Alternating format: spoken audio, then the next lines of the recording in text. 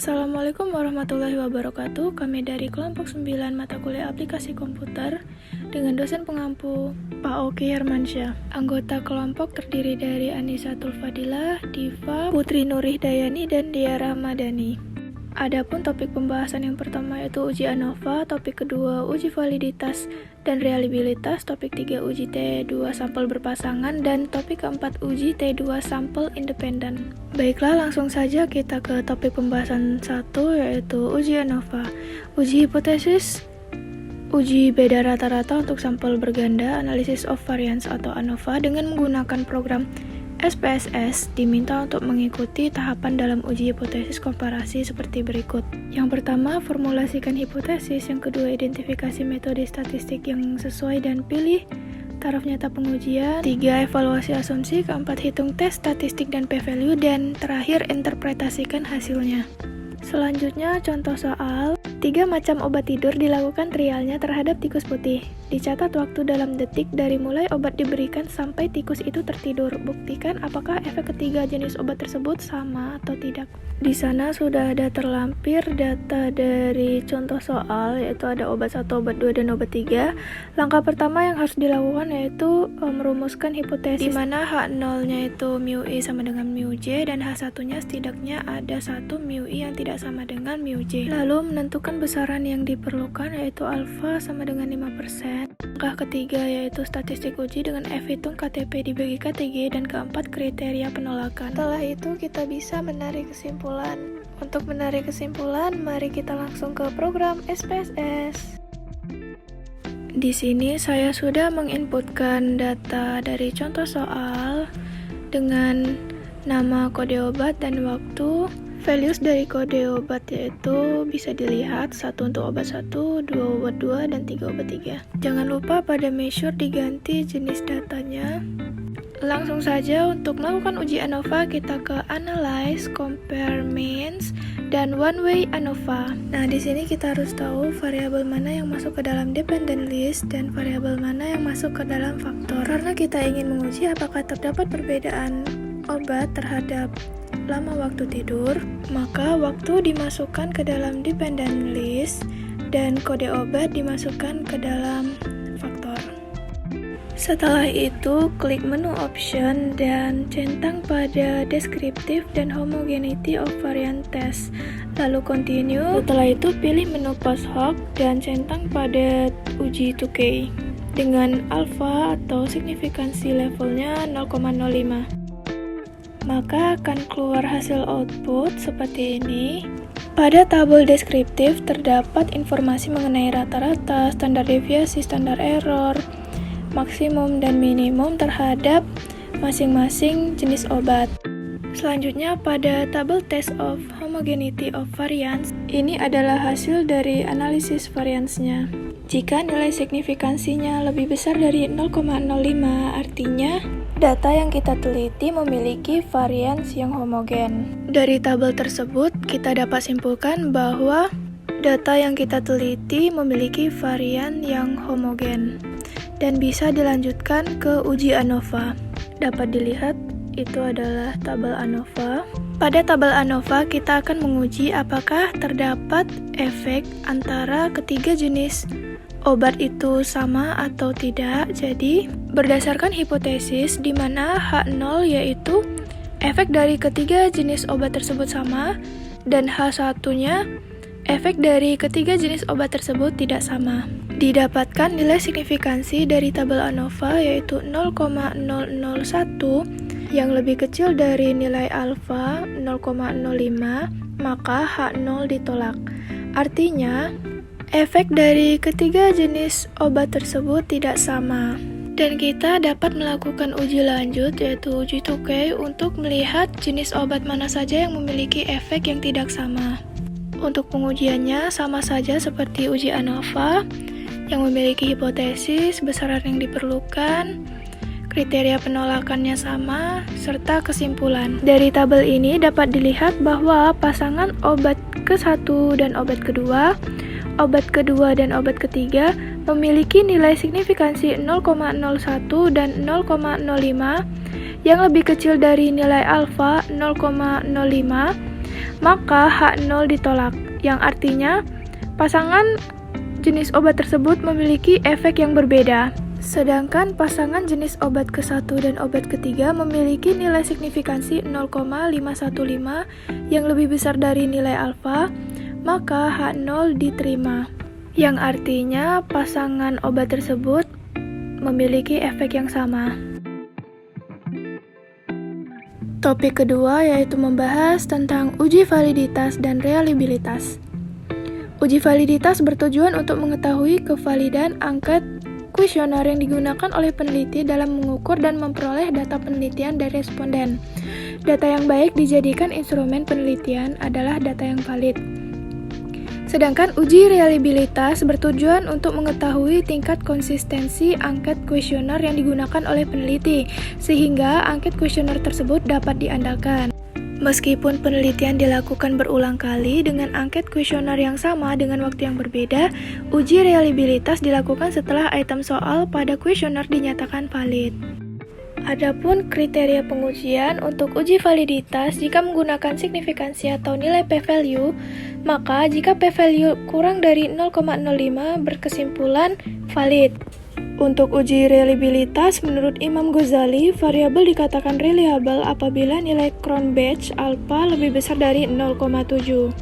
Contoh soal yaitu akan diuji validitas dan reliabilitas variabel kepuasan kerja. Variabel ini berjumlah 5 indikator yang diadaptasi dari intrinsic faktor dari teori 2 faktor Herberg, meliputi pekerjaan itu sendiri, keberhasilan yang diraih, kesempatan bertumbuh, kemajuan dalam karir, dan pengakuan orang lain. Skala yang digunakan adalah skala Likert 1-5 dengan jumlah sampel sebanyak 30. Setelah angket ditabulasi, maka diperoleh data sebagai berikut. Untuk melakukan uji validitas dan reliabilitas, dalam memudahkan pekerjaan kita bisa menggunakan program SPSS. Nah, di sini kami sudah menginput data ke dalam program SPSS seperti yang dapat dilihat. Untuk melakukan uji validitas, kita bisa ke menu Analyze, lalu pilih Correlate, dan pilih Bivariate. Nah, di sini kita masukkan semuanya ke dalam kotak variabel, lalu klik OK, maka akan muncul hasil output dari uji validitas pada tabel Correlate seperti berikut. Berdasarkan kriteria pengujian, apabila nilai p-value atau nilai signifikansi lebih kecil dari 0,05, maka data tersebut valid. Nah, jadi dapat dilihat berdasarkan tabel korelasi memiliki nilai signifikansi yang lebih kecil dari 0,05, yang berkesimpulan valid. Karena disimpulkan valid, maka kita akan menguji reliabilitas data dengan memilih menu Analyze, lalu pilih Scale, lalu Reliability Analyze. Masukkan semua variabel kecuali total ke dalam kotak items. Maka didapatkan hasil reliability statistik dengan nilai Cronbach alpha 0,9. Yang artinya variabel dapat dikatakan reliable karena nilai Cronbach lebih besar dari 0,7. Selanjutnya akan membahas topik ketiga yaitu tentang uji T2 sampel berpasangan.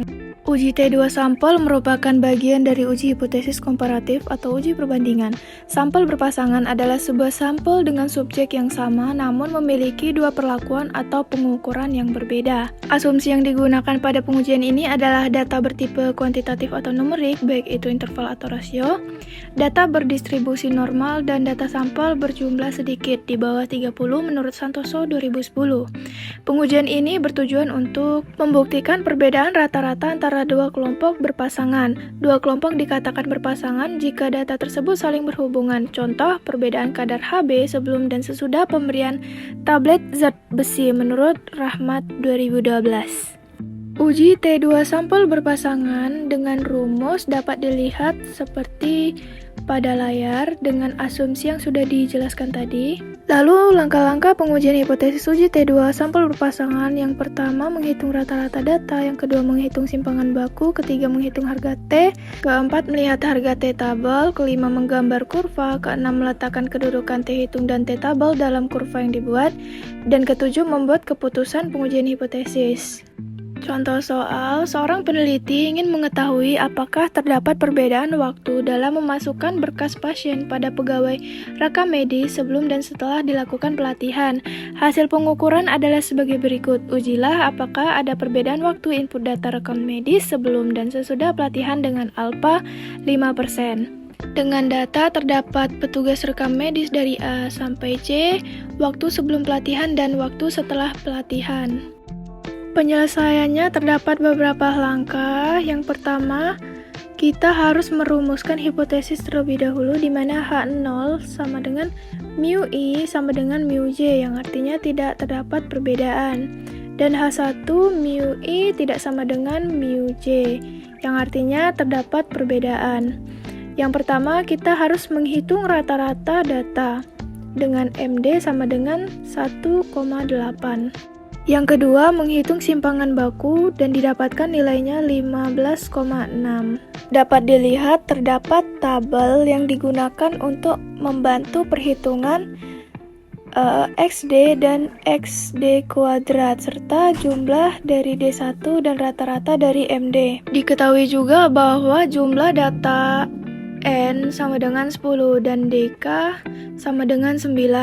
Selanjutnya langkah ketiga yaitu menghitung nilai T hitung, di mana untuk rumus T sama dengan MD dibagi akar dari sigma X kuadrat D dibagi N kurang 1, dan didapatkan hasil T hitung sama dengan 4,32346. Langkah keempat yaitu melihat harga tabel dengan alfa 5% atau 0,05, DK sama dengan 9, sehingga didapatkan T tabel sama dengan 2,26. Nah, di sana terdapat T tabel yang saya lampirkan. Jadi, itu kita bisa lihat pada kolom 0,025 atau untuk uji dua pihak 0,05 pada DK yang ke-9 yaitu 2,262.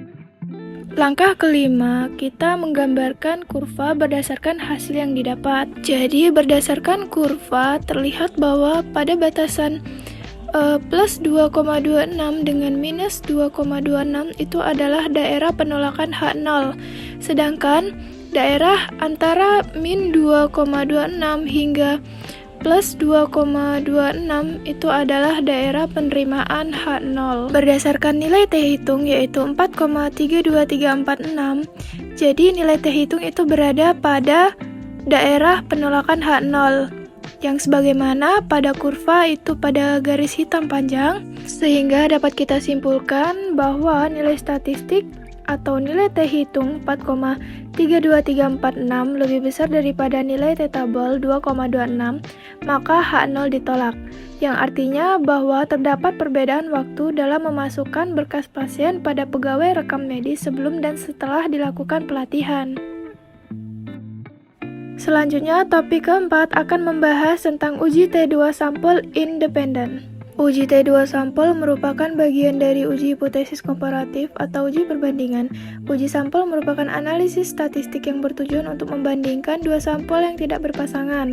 Asumsi yang digunakan pada pengujian ini adalah kedua sampel tidak saling berpasangan, data bertipe kuantitatif atau numerik, baik itu interval atau rasio, data berdistribusi normal, dan data sampel berjumlah sedikit, di bawah 30.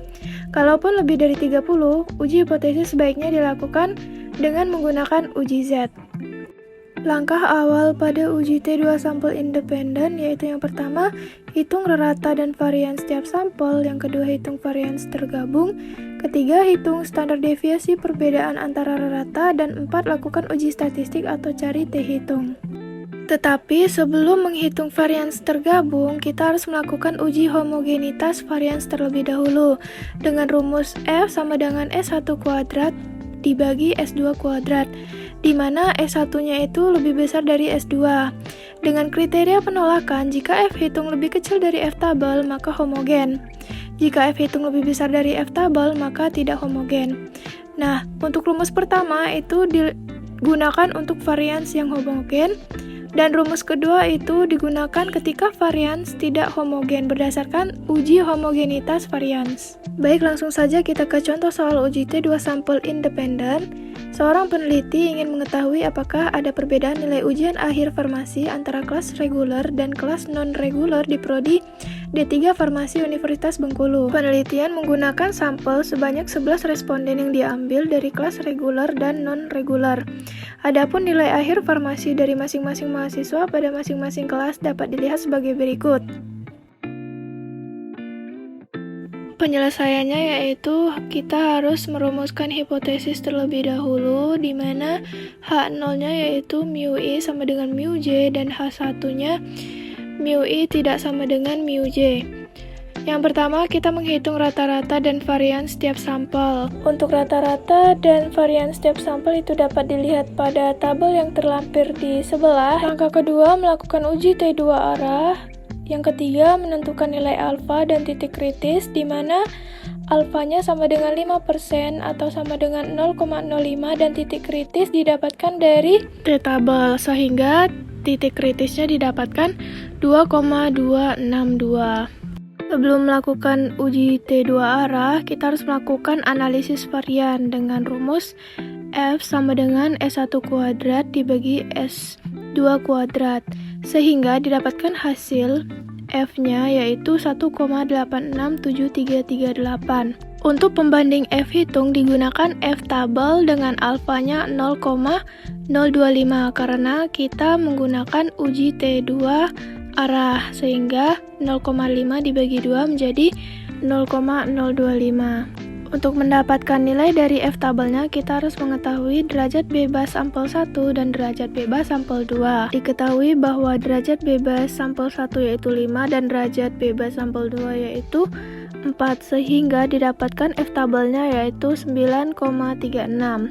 Karena F hitung sama dengan 1,86 lebih kecil dari F tabel sama dengan 9,36, maka H0 ditolak.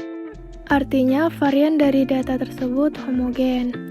Selanjutnya, menghitung varians gabungan dengan rumus S kuadrat yang dapat dilihat sehingga didapatkan hasil varians gabungannya yaitu 273,1186. Yang keenam, melakukan uji statistik atau T-hitung dengan rumus yang dapat dilihat dan digunakan nilai dari varians gabungan sehingga didapatkan hasil minus 0,85 untuk nilai dari T-hitung. Dan yang terakhir, kesimpulan. Berdasarkan hasil yang diperoleh, T-hitung sama dengan minus 0,85 kurang dari T-tabel, yaitu sama dengan 2,262, maka H0 diterima, yang artinya tidak terdapat perbedaan nilai ujian akhir farmasi antara kelas reguler dan kelas non-reguler di Prodi D3 Farmasi Universitas Bengkulu.